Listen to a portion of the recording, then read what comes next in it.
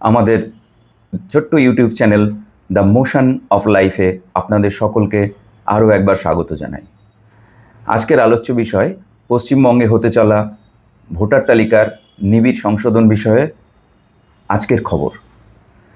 দেখুন, ভোটার তালিকার সংশোধন নিয়ে কেন্দ্রীয় নির্বাচন কমিশন একেবারে কোমর বেঁধে নেমে পড়েছেন।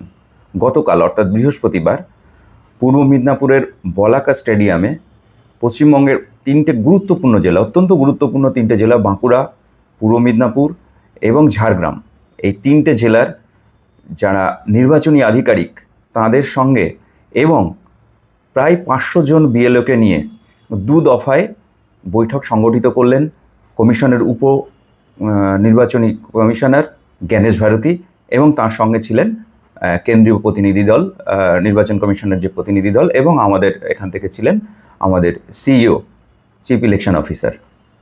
তো সেখানে বৈঠকে স্পষ্ট বার্তা দেওয়া হলো এবং আরও জোরালোভাবে জানানো হলো যে খুব শীঘ্রই শুরু হতে চলেছে আমাদের এখানের এসআইআর, এবং সেই এসআইআর শুরু হওয়ার সময় যে নির্দেশিকাগুলো তারা দিয়ে গেলেন সেটা হচ্ছে যে বিজ্ঞপ্তি জারি করার 3 থেকে 4 দিনের মধ্যে 30 থেকে 40% এনুমারেশন ফর্ম যেন ছাপানো হয়ে যায়, অর্থাৎ বিহারে যে ভুলটা হয়েছিল সেটা যেন এখানে না হয়, এই বিষয়ে আধিকারিকদের সতর্ক করা হলো। এবং পাশাপাশি যেরকম কলকাতার রাজারহাট, গোপালপুর বা সিইও অফিস থেকে যে বার্তাগুলো দেওয়া হয়েছিল সেই বার্তাগুলোরও পুনরাবৃত্তি হলো যে প্রত্যেকটা কাজ অত্যন্ত তৎপরতার সঙ্গে করতে হবে, এবং অর্থাৎ কমিশনের যে গাইডলাইন এবং টাইমলাইন এই দুটোকে মেনে কাজ করতে হবে, অন্যথায় আধিকারিকরা শাস্তির মুখে পড়বেন। এইরকম যখন একটা আবহ তৈরি হচ্ছে, সেখানে ওয়াকিবহুল মহল মনে করছেন যে হয়তো আগামী 15 থেকে 16 তারিখের মধ্যেই নোটিফিকেশান জারি হয়ে যাবে। এবং আর একটা বিশেষ সূত্র থেকে জানা যাচ্ছে যে এসআইআরের কাজ আগামী 31শে ডিসেম্বর 2025-এর মধ্যে সম্পন্ন করতে হবে। অর্থাৎ প্রত্যেক বছরই যেটা হয়ে থাকে যে এসআইআর যেটা হয় সামারি রিভিশন, সেইটা ডিসেম্বরের মধ্যেই কমপ্লিট হয় এবং প্রত্যেক বছর 5ই জানুয়ারি সেই নতুন যে ভোটার তালিকা সেটা প্রকাশ করা হয়। সেই টাইমলাইনকে মাথায় রেখেই এসআইআরটাকেও সেই সময়ের মধ্যেই সম্পূর্ণ করবার জন্য কমিশন একটা তৎপরতা শুরু করেছে, এটা ওয়াকিবহুল মহলের ধারণা। এখন এই আবহে একটা সম্পূর্ণ বিপরীত পরিস্থিতি তৈরি হয়েছে, যেখানে পশ্চিমবঙ্গের মুখ্যমন্ত্রী বলছেন যে বিহার মডেল এখানে চলবে না, বাংলা আলাদা।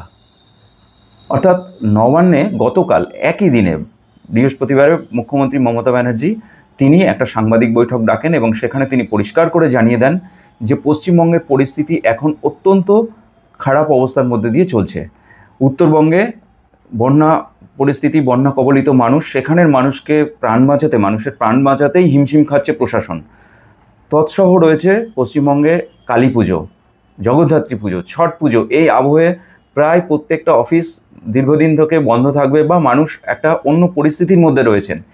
সেইখানে এত স্বল্প সময়ের মধ্যে এই রকম একটা গুরুত্বপূর্ণ কাজ, অর্থাৎ এসআইআরের মতো একটা গুরুত্বপূর্ণ কাজ এত স্বল্প সময়ের মধ্যে করা সম্ভব নয়। তিনি আরও বলেছেন সাংবাদিক বৈঠকে যে কমিশনের একটা প্রতিনিধি দল এলেন, এখানকার কিছু আধিকারিক এবং বিএলওদের সঙ্গে বসে তারা ঠিক করে ফেলছেন যে কবে কি হবে, এইটা অন্তত মেনে নেওয়া তার পক্ষে সম্ভব নয়। সুতরাং এই যে দুটো বিপরীত আবহ তৈরি হয়েছে, এই বিপরীত আবহে আগামী দিনে কিভাবে পশ্চিমবঙ্গে এসআইআর হবে সেইটা একটা কিন্তু বড় প্রশ্নের সম্মুখীন হয়েছে। খুব যুক্তিসঙ্গতভাবেই মুখ্যমন্ত্রী মমতা ব্যানার্জি বলেছেন যে একজনও বৈধ ভোটারের নাম যাতে কাটা না যায় সেই বিষয়ে আমাদের তীক্ষ্ণ নজর রাখতে হবে। সুতরাং এই কাজটা করতে গেলে যে সময়সীমা প্রয়োজন, যে একটা ম্যাক্সিমাম সময় নিয়ে কাজটা করা প্রয়োজন, সেই কাজটি কিন্তু সেই সময়সীমার মধ্যে হচ্ছে না। সুতরাং দেখা যাক যে এখন সকলেই তাকিয়ে আছে, পশ্চিমবঙ্গের সাধারণ জনগণ প্রত্যেকেই তাকিয়ে আছি আমরা সেই দিকে যে আগামী 2-1 দিনের মধ্যে কি বিজ্ঞপ্তি প্রকাশিত হবে, কাজ কি শুরু হবে, নাকি অন্য কোনো পরিস্থিতি তৈরি হবে। আমরাও তাকিয়ে আছি। পরবর্তী আপডেট খুব তাড়াতাড়ি নিয়ে আসছি এই বিষয়ে, আপনারা সঙ্গে থাকুন। আমাদের চ্যানেলটিতে যারা নতুন আছেন তাদের কাছে অনুরোধ করব চ্যানেলটি সাবস্ক্রাইব করে রাখুন, আর যারা ইতিমধ্যেই আমাদের চ্যানেলটি সাবস্ক্রাইব করে আমাদের পাশে আছেন তাদের সকলকে আমার তরফ থেকে ধন্যবাদ জানাই। ভালো থাকবেন, সুস্থ থাকবেন।